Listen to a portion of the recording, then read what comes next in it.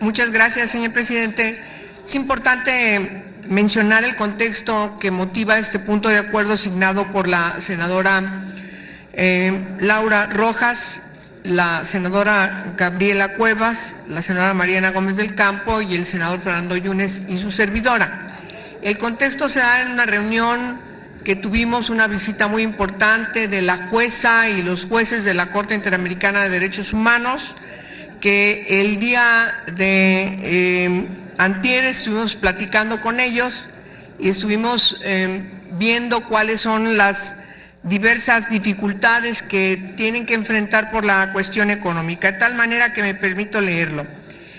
La Corte Interamericana de Derechos Humanos tiene la facultad de supervisar el cumplimiento de las obligaciones adquiridas por los estados bajo la Convención Americana de Derechos Humanos y los demás tratados internacionales en la materia que han sido ratificados por la región americana, es decir, de nuestro continente. Desde su primera sesión, en 1979, la Corte Interamericana de Derechos Humanos ha conocido casos contenciosos sobre diversas materias y ha emitido múltiples opiniones consultivas, fortaleciendo el marco jurídico internacional sobre derechos humanos en la región americana, constituyéndose así como una referencia para otros tribunales internacionales y cortes nacionales.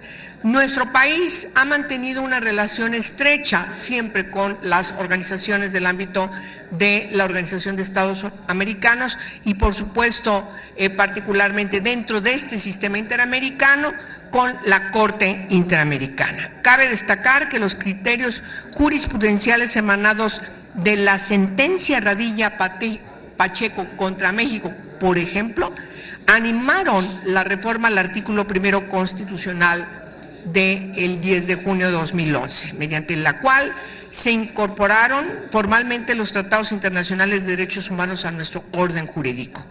Por otro lado, el Poder Judicial, por conducto de la Suprema Corte de Justicia de la Nación, ha impulsado criterios normativos que buscan incorporar la jurisprudencia de la Corte en el orden jurídico interno.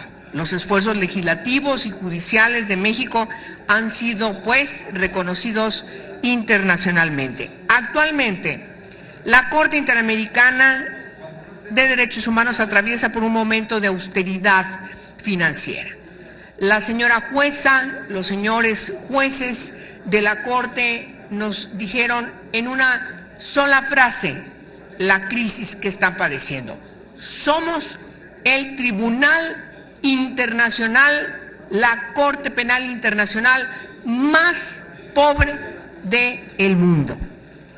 De tal manera que hoy tenemos que estar motivados para, y ese es el sentido de este punto de acuerdo, para que México rescate ese ánimo siempre de apoyar los organismos internacionales que nos ha distinguido. No leo de manera concreta cuáles son los vericuetos de los cambios de una cifra a otra cifra y la situación concreta.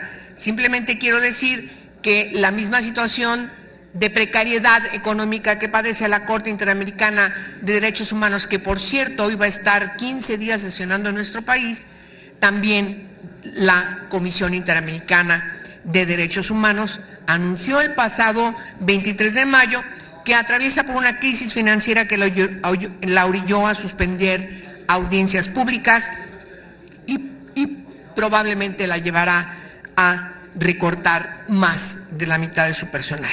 Únicamente el 6% del presupuesto del Fondo Regular de la OEA es asignado, por ejemplo, a esta Comisión Interamericana. Así pues, el anuncio, ante este anuncio, la secretaria de Relaciones Exteriores, la canciller Claudia Ruiz Massieu, anunció que México no incrementaría el apoyo económico a la Comisión Interamericana de Derechos Humanos.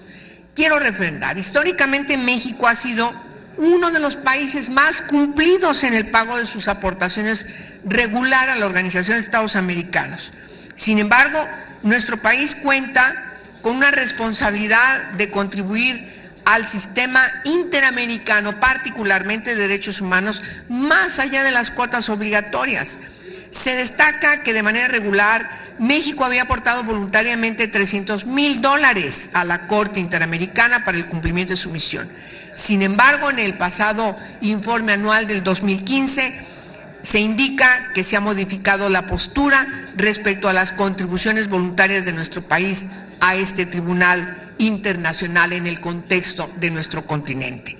Resulta paradójico que un país con una tradición de colaboración tan cercana con la Corte Interamericana de Derechos Humanos, que se ha beneficiado de manera inmensa de su jurisprudencia y aportaciones en materia de derechos humanos, no contribuya financieramente cuando es momento de hacerlo. La negativa a otorgarle los fondos suficientes a este Tribunal Internacional únicamente perjudica a las y los ciudadanos mexicanos de manera particular y en general a las y los ciudadanos de nuestro continente. Y por supuesto, estas mismas consideraciones son totalmente aplicables a la situación de la Comisión Interamericana de Derechos Humanos. ¿Cuáles son los puntos? En primer lugar, que aprobemos que exhortar de manera respetuosa al Ejecutivo Federal para que a través de la Secretaría de Relaciones Exteriores se realice una contribución financiera voluntaria a la Corte Interamericana de Derechos Humanos. Sería un magnífico mensaje hoy que están sesionando en nuestro país. Segundo, la Comisión Permanente exhorta al Ejecutivo Federal a través de la Secretaría de Relaciones Exteriores a que lidere los esfuerzos regionales ante la Organización de Estados Americanos para asegurar la autonomía financiera de la Corte Interamericana de Derechos Humanos. Y tercero, la Comisión Permanente exhorta a la Cámara de Diputados a asignar una partida presupuestal especial en el presupuesto de egresos del siguiente año para que el Estado mexicano realice una contribución financiera a la Corte y a la Comisión Interamericana de Derechos Humanos. Esto sería evidentemente solo un paliativo por tratarse de un punto de acuerdo.